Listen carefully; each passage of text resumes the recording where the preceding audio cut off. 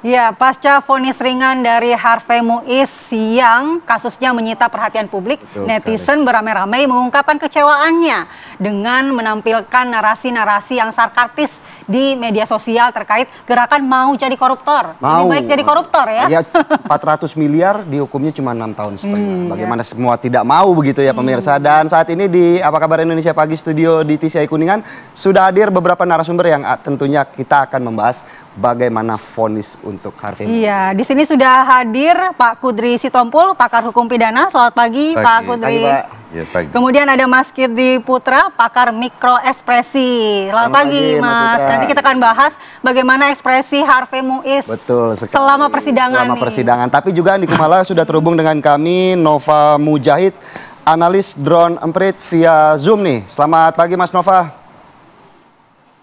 Pagi, malah pagi Philip. Pagi Mas, mungkin saya akan ke Mas Nova terlebih dahulu ya. Mas Nova, bagaimana kemudian melihat fenomena permintaan ataupun rasa kecewa dari masyarakat Indonesia yang dilampiaskan melalui media sosial? Seperti apa Mas Nova? Pertama-tama Harvey Muiz menjadi trending topics di hampir semua kanal media sosial selama ketika putusan itu dikeluarkan ya. Jadi trending topik itu agak lama dia, lebih dari 2 hari itu jadi trending topik di Indonesia. Terus kalau kita lihat perbincangannya, itu menjadi trending topik saja artinya sudah sangat besar perhatian publik di sana ya. Terus kalau kita lihat perbincangannya, itu kelihatan kalau memang kalau dari sisi volume ada lebih dari 10.000 postingan tentang Harvey Muiz ini dengan menuai lebih dari 641 juta interaksi. Sebagian besar interaksi isinya memang kemarahan. Sebagian besar itu dilakukan di Twitter, lalu sebagian lagi di TikTok, lalu banyak juga yang membahasnya di YouTube, Instagram, dan Facebook juga. Jadi kalau dilihat sentimennya itu semuanya, hampir semuanya itu negatif. Semuanya memaki-maki, semuanya mengecam, semuanya curiga. Kayaknya jangan-jangan ada peran uang dalam putusan hakim. Juga Sandra Dewi sempat menghapus foto-foto suaminya dan itu juga menjadi kekecewaan gitu ya. Ini kayaknya drama sekali.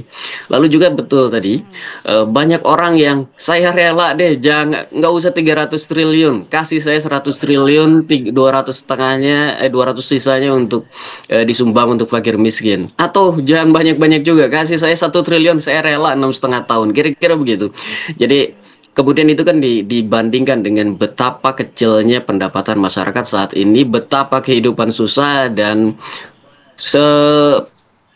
para koruptor itu cenderung divonis ringan pada kasus-kasus korupsi. Dan kalau dilihat perbincangannya, petanya, sayangnya perbincangan ini di media sosial tidak banyak dilakukan oleh aktor-aktor, tokoh-tokoh nasional ya.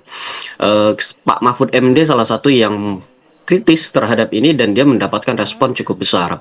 Tetapi selain itu tidak terlihat ada tokoh-tokoh nasional lain yang mengadres permasalahan ini. Sehingga perbincangannya itu lebih condong didorong oleh akun-akun yang memang cenderung kritis pada pemerintah, kepada tata kelola pemerintahan kita, kayak gitu.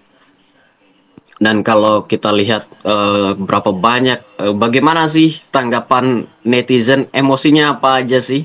Yang paling tinggi pertama tentu saja adalah menduga, antisipasi. Jadi menduga ada peran uang di balik putusan Harvey Muiz. Lalu menunggu dan berharap hasil banding yang diajukan jaksa, juga berharap ada perbaikan pada sistem dan institusi peradilan di Indonesia. Yang kedua tentu saja kaget, kok bisa kayak gitu. Juga kaget juga, kayaknya ini dampak dari korupsi yang sudah sangat menyebar di semua institusi di Indonesia kayak gitu. Juga banyak juga yang kaget, ingin dan rela menggantikan posisi Harvey Muiz. Ini kemudian dikontraskan dengan kalkulasi pendapatan harian. Banyak sekali yang membuat video-video. Yang paling top itu yang mana, Mas Nova? Yang paling tinggi narasi dari netizen itu yang seperti apa? yang pengen menggantikan itu yang paling tinggi. Pertama, saya rela dihukum 6,5 tahun. Jangan kasih 300, tidak 300 triliun, cukup kasih 100 triliun, cukup kasih 1 triliun. Itu banyak sekali yang berbicara seperti itu. Lalu yang kedua yang paling banyak adalah menghitung juga. Ini kalau totalnya 300 triliun, per harinya berapa ini dia dapatkan. Dan kalau Harvey Moise begitu, saya sih nggak 300 triliun, cukup sehari sekian juta saja saya sudah cukup, sudah rela dimasukkan dalam penjara, kayak gitu kira-kira. Jadi keresahan-keresahannya disampaikan dengan cara yang kalau menurut saya lucu-lucu tapi juga mengena buat. Bagaimana kemudian reaksi netizen yang tadi kita juga sudah melihat bagaimana sebanyak 77% mengaku tidak puas dengan vonis 6,5 tahun untuk Harvey Moise. Kalau untuk Pak Cudri Sitompul selaku pakar hukum pidana melihatnya seperti apa? Pantas gak? Saya kira pantas ya. Masyarakat pantas ya. Di kalangan akademisi juga kita bertanya-tanya gitu. Kejaksaan Agung itu ada format ya tuntutan. Jumlah sekian tuntutan ya. Ada sekian kalau berapa kerugian negara sekian ini berapa sekian dan ini. Kalau di atas udah ini di atas 1 triliun itu dihukum maksimal tuntutannya. Mestinya dituntutnya 20 tahun penjara atau hukuman seumur hidup. Ya misalnya gitu kan. Katakanlah nggak usah lah seumur hidup lah tuntutan gitu loh. Itu kan patokan dari ini ya. Jadi masyarakat itu kan sekarang ini udah cerdas, informasi itu mudah. Kalau kita pakai jempol aja kita kebijakan penuntutan ini kita keluar ada putusan kayak gitu, itu mencederai. Jadi ini saya kira ini bukan masalah tragedi hukum, saya kira ini tragedi keadilan.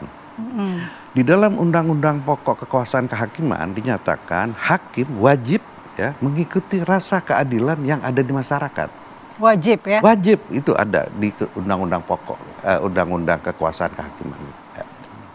Nah, di masyarakat itu ya kita kan lihat patokannya apa hukuman. Kan kita bisa lihat, oh dalam perkara ini sekian, dalam perkara ini sekian. Bahkan ada orang sudah ada koruptor satu di KPK, di kejaksaan lagi ini. Diproses ya kan? Lagi.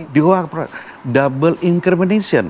Padahal menurut teorinya dia harus digabung, dicari, ditambah sepertiga paling beratnya. Itu teorinya. Tetapi justru di KPK dihukum 20 tahun, di kejaksaan 20 tahun, 40 tahun. Berarti dia hukuman sampai mati. Itu acuan. Ada misalnya ini ya. Nah, kita tahu bahwa korupsi ini adalah kejahatan, bukan hanya kejahatan hukum. Tetapi ini kejahatan kemanusiaan.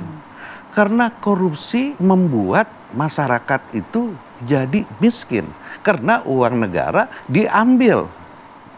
Ini jadi korupsi ini bukan sebaliknya. Korupsi bukan kejahatan hukum. Tetapi ini kejahatan kemanusiaan. Karena itu disebut sebagai extraordinary crime.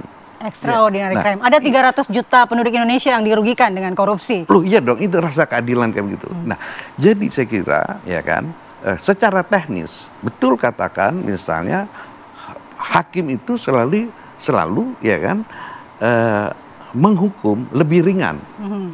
Kecenderungannya ya, lebih ringan dari apa yang dituntut oleh kejaksaan. Karena kejaksaan dianggap merepresentasikan rasa keadilan masyarakat. Itu konsepnya. Kenapa hakim itu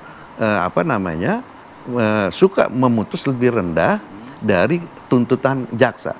Karena jaksa penuntut umum dianggap merepresentasikan rasa keadilan masyarakat. Karena itu. Tetapi di dalam kasus-kasus korupsi kalau kita ingat ya almarhum Hakim Agung Artijo, dia kasih double. Iya kan? Gak ada batasannya. Kalau hakim itu bisa dari 1 hari sampai hukuman mati dia boleh punya kewenangan untuk itu. Tapi kalau dari 300 triliun yang dirugikan untuk negara Pak Cudri, kemudian tuntutan 12 tahun dipotong menjadi 6,5 tahun, kalau Pak Cudri melihatnya seperti apa? Tapi kan tuntutnya bukan 12 tahun, bukan? Tuntutannya, kemudian divonisnya 6,5 tahun. Iya. Gitu. Ya, itu kan kalau dituntut begini, saya katakan tadi dalam ketentuan kejaksaan, kalau putusan hakim kurang dari setengah dari apa yang dituntut, dia wajib melakukan banding, upaya hukum. Ya, apalagi kalau bebas dia harus kasasi, ya kan? Itu memang ini ya. Tetapi kan maksudnya gini, ini masyarakat ini sudah begitu apatis sama sistem hukum kita. Banyak kasus-kasus kayak gini. Ditambah kayak begini, tambah apatis. Makanya saya mengerti kalau ada gerakan ayo menjadi koruptor gitu loh. Ya kan? Jadi ada bilang negara kita ini adalah negara maling gitu loh. Waduh, gitu loh. Ada kan kayak begitu. Iya. Saya kira ini ya kita mengharapkan pimpinan nasional, terutama Presiden Prabowo waktu dia pidato dalam pelantikannya, dia begitu berapi-api, ya, mau memberantas, ya, dia bilang sampai dikejar ke kutub, untung nggak dikejar sampai ke bulan. Itu ya. Masih. Jadi ini kan sebenarnya ada political will dari Pak Prabowo itu mau memberantas gitu. Iya. Tetapi memang untuk memberantas korupsi yang sudah akut nggak mudah memang. Baik. Ya, memang ada mau jalan pintas lah. Ya sekarang begini, sejak sekarang menurut Pak Prabowo udahlah ya. Kita bisa rekonsiliasi, ya kan? Ya kejahatan pelanggaran HAM aja boleh rekonsiliasi, pajak aja boleh pemutihan. Oke, sekarang zamannya saya, sekarang yang lalu-lalu udah oke. Saya ini kan, saya nggak bukan dimaafin. Kita nggak nuntut kalau kamu kembaliin uang negara. Baik. Tapi kalau kamu curang, kita hukuman mati. Nah, saya kira dalam hal kayak begini, Pak Prabowo ini harus coba berbicara sama kejaksaan. Nah, memang ya presiden nggak bisa mengintervensi mestinya secara teori, tapi secara praktek. Satu lagi sih, saya kira ini nanti di sidang tahunan MPR, gabungan sidang MPR atau gabungan MPR, DPD dan Mahkamah Agung, ini harus dibicarakan nih. Kayak begini nggak bisa dibiarin. Nanti masyarakat bisa bertindak sendiri. Baik, masyarakat bisa bertindak sendiri, dan salah satu yang membuat masyarakat geram adalah mungkin ekspresi dan juga tindak tanduk dari Harvey Muiz ketika mengikuti sidang. Kita akan tanya ke Mas Kirdi Putra, tapi sejenak lagi sesudah Apa Kabar Indonesia Pagi, Rehat. Tetap di Apa Kabar Indonesia Pagi.